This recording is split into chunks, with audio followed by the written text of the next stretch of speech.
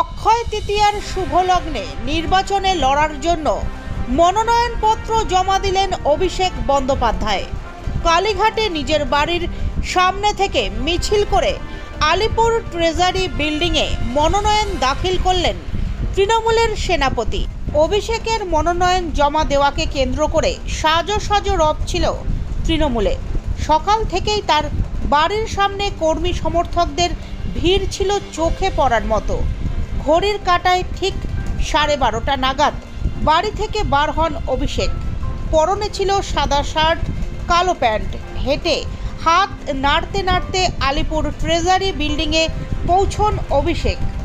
অভিষেকের মনোনয়ন মিছিলের সামনের সারিতে ছিলেন শওকত মোল্লা, অশোক দেবরা।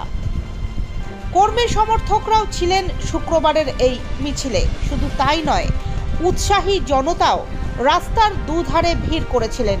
একটা কথা বলি, সন্দেশখালি নিয়ে যেভাবে বাংলাকে কলুষিত করা হয়েছে, আমি আগেও বলেছি, আমি আবার বলছি, ভূভারতে স্বাধীনতার পর সবথেকে লজ্জাজনক অধ্যায়। মানে একটা রাজনৈতিক দল এতটা নিচু, এতটা নিকৃষ্ট মানের হতে পারে। আমরা গোদরা দাঙ্গার কথা শুনেছিলাম, আমরা পুলওয়ামায় কিভাবে নিজেদের স্বার্থ চরিতার্থ করতে বিজেপি পুলওয়ামা করিয়েছিল আমরা শুনেছিলাম। আর এই কথা আমি বলছি না, এই কথা সত্যপাল মালিক বলছে, যাকে বিজেপি রাজ্যপাল নিয়োগ করে জম্মু কাশ্মীরে পাঠিয়েছিল। সে যখন রাজ্যপাল ছিল, সে বলছে যে কেন্দ্র সরকারের কাছে তথ্য ছিল, আগে থেকে ইন্টেলিজেন্স ইনপুট ছিল, তাও এরা কোনো ব্যবস্থা নেয়নি। 40 জন শহীদকে তাদের জীবনের বলিদান দিয়ে নরেন্দ্র মোদী ভারতবর্ষে এদের নামে ভোট চেয়েছে। আমরা গোদরা শুনেছিলাম, আমরা পুলওয়ামা শুনেছিলাম, আমরা সন্দেশখালি দেখলাম। চোখে দেখা এক জিনিস, কানে শোনা এক জিনিস। 10টা 15টা 20টা ভোটের জন্য যারা বাংলার 10 কোটি আপামর জনসাধারণকে সারা দেশের কাছে ছোট করতে পারে, সারা দেশের কাছে কলঙ্কিত করতে পারে, মানে তাদের থেকে নিচু মানের, তাদের থেকে নির্লজ্জ রাজনৈতিক দল ভারতবর্ষে, ভূভারতে কোনোদিন আমি দেখিনি। এবং আমি তো এই কথাগুলো বলছি না, কথা বলছে বিজেপির মণ্ডলের সভাপতি। তাকে এখনও আজকে প্রায় 4 দিন হয়ে গেল, 96 ঘন্টা হয়ে গেল, 3 দিন 4 দিন হয়ে গেছে যেই ভিডিওটা জনসমক্ষে এসছে। এখনো পর্যন্ত দলগতভাবে বিজেপি কোনো ব্যবস্থা নেই। এবং একের পর এক মহিলারা তারা এখন জনসমক্ষে এসে প্রকাশ্যে বলছে যে আমাদের জোর করে ভুল বুঝিয়ে সাদা কাগজে সই করাতে বাধ্য করেছিল বিজেপির নেতারা। জাতীয় মহিলা কমিশনের বিরুদ্ধে অভিযোগ উঠছে, এসটি কমিশনের বিরুদ্ধে অভিযোগ উঠছে।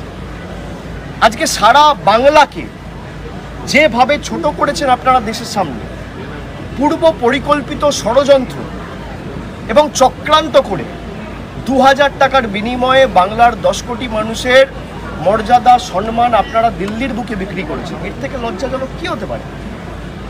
আর যারা অভিযোগ করেছিল তারা বলছে, অভিযোগকারিনীরা প্রকাশ্যে এসে বলেছে যে আমাদের সাদা কাগজে, আমি প্রধানমন্ত্রীকে বলেছিলাম শ্বেতপত্র প্রকাশ করুন।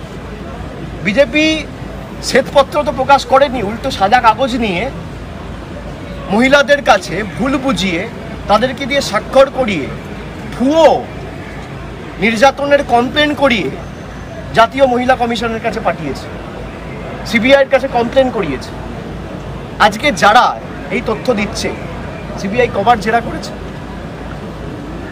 আমরা তো এটাই বলেছিলাম যে সন্দেশখালি পরিকল্পিত। যদি কারোর বিরুদ্ধে কোনো অভিযোগ ওঠে, আইনের পথে চলবে, কিন্তু তদন্ততে সঠিক পথে পরিচালিত হয়নি, এটা তো পরিষ্কার যে রাজনৈতিক স্বার্থে তদন্ত একটা রাজনৈতিক দলের অঙ্গুলি হেলনে মার্ক করে করে তদন্ত হয়েছে।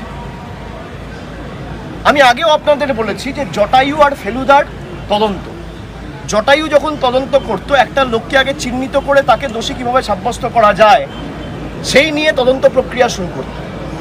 আর ফেলুদা তদন্ত করে আগে তদন্তটা কেন হয়েছে, কিভাবে হয়েছে, এর পিছনে কারা যুক্ত সেটা বার করার চেষ্টা করত। সিবিআইয়ের তদন্ত হচ্ছে জটায়ুর তদন্ত, ইডির তদন্ত হচ্ছে জটায়ুর তদন্ত। সন্দেশখালি নিয়ে কালকে রেখা পাত্রের ভিডিও ভাইরাল হয়েছে, জনসমক্ষে এসছে। আমি তো বলছি না, বিজেপি যাকে প্রার্থী করেছে, প্রধানমন্ত্রী যার সাথে ফোনে কথা বলেছে, প্রধানমন্ত্রী যাকে প্রার্থী করেছে সেই রেখাপাত্র বলছে যে ভুয়ো অভিযোগকারিনী যাদের শ্লীলতাহানি হয়নি তাদেরকে দিল্লিতে রাষ্ট্রপতির সাথে দেখা করতে বিজেপির দল নিয়ে গেছে। এরা কারা? আমি বলছি না, রেখাপাত্র বলছে। রেখাপাত্র 2000 টাকা নিয়ে কমপ্লেন করেছে, আমি বলছি না, গঙ্গাধর কয়াল বলছে। আমি মনে করি এই জল অনেক দূর গড়াবে, অনেক দূর গড়াবে, এবং সুপ্রিম কোর্ট অব্দিও আমি দলগতভাবে অনুরোধ করেছি আমাদের দলনেত্রীকে যে রাজ্য সরকারের তরফ থেকে এই পুরো ভিডিও ফুটেজ যেটা জনসমক্ষে এসছে সুপ্রিম কোর্টের বিচারের সময়, শুনানির সময়, যেন পুঙ্খানুপুঙ্খভাবে ডিটিপি করে জমা দেওয়া হয়। যে বিজেপির মণ্ডল সভাপতি, আর একজন মণ্ডল সভাপতি নয়, দুজন মণ্ডল সভাপতি, গঙ্গাধর কয়াল, শান্তি দলুই, দুজনেই বলছে। একজন বলছে 26 তারিখ এই যে রোবট নামিয়ে অস্ত্র উদ্ধারের যে নাটক, যে চলচ্চিত্র আপনারা দেখিয়েছিলেন, সেটাও তো সংগঠিত, সেটাও তো পরিকল্পিত। তিনি বলছেন যে বিজেপির নেতারা অস্ত্র রেখেছিল, তারপর সিবিআই গিয়ে রেড করে সে অস্ত্র উদ্ধার করেছিল। সন্দেশখালি যে বেলুন এরা ফুটিয়েছিল, বেলুনটা ফুটো হয়ে গেছে, হিতে বিপরীত হয়েছে। এরা বাংলাকে অন্যান্য রাজ্যের সাথে তুলনা করে।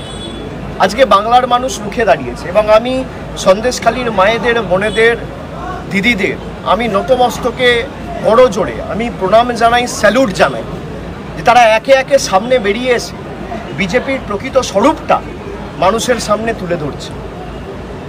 এবং সংবাদ মাধ্যমের আপনারাও তো গেল রাত তুলেছিলেন সন্দেশখালি। আজকে আপনারা কদিন ধরে টকশো করেছেন, সন্ধ্যেবেলায় আলোচনা সভা করেছেন।